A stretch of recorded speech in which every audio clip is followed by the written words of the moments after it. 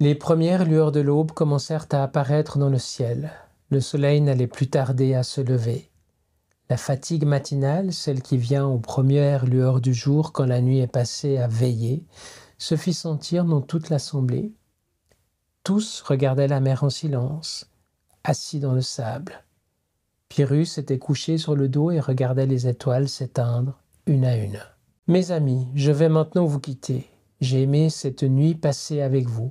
Je l'emporte avec moi comme un très beau compagnon de voyage. » Il s'assit sur le sable et continua. « Bientôt nous verrons le soleil apparaître et j'aimerais que la nuit que nous vivons maintenant, pas celle qui s'achève sur cette plage, non, mais la nuit que nous traversons tous depuis quelque temps, puisse être éclairée d'un jour nouveau. Je veux vous parler du courage. Il y a du courage à dire non, simplement non, sans haine ni passion. Il y a du courage à rire et à continuer à le faire malgré la pression. Il y a, porté par l'amour, du courage en chaque mère. Il y a, porté par la peur, du courage en chaque soldat.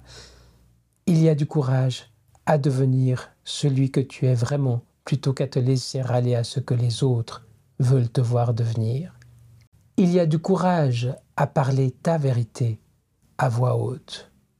Galilée ou Gandhi n'ont pas écouté la pensée dominante de leur époque. En vérité, aucune des personnes ayant apporté un changement significatif dans son entourage ou à l'échelle de la planète n'a écouté la pensée dominante.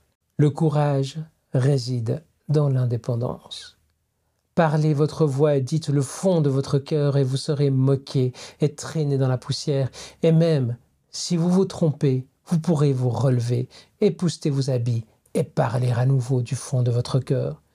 Au contraire, si vous ne parlez pas et laissez les autres décider pour vous, si vous vous couchez par conformisme, vous ne vous relèverez pas.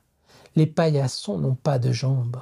Parfois, vous regardez vers le ciel et accusez un être divin, hypothétiquement placé plus haut que vous, d'être indifférent à la misère des hommes, à la guerre et aux maladies. Comment un être infiniment bon, comme vous l'ont appris les tenants du savoir rationnel, pourrait-il permettre autant d'horreurs, de souffrances et d'injustices? Maintenant, regardez ce qui sommeille au fond de vous et posez-vous les mêmes questions.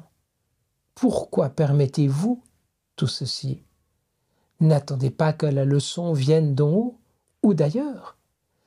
Vous êtes l'étincelle que vous avez cessé de chercher à l'extérieur. Alors que le jour était maintenant levé, Pyrrhus poussa, avec l'aide de quelques-uns, sa chaloupe dans la mer. Il se retourna une dernière fois et dit « Maintenant, imaginez l'obscurité et la chaleur apaisante et protectrice d'une couche de sable couvrant un site de ponte. Imaginez-vous à l'intérieur d'un de ces œufs, petite tortue, prête à éclore. Vous sentez les vibrations du roulement des vagues qui viennent s'abattre sur la plage et rythmer votre éveil à la vie, quelque part, sous une plage du Pacifique Sud.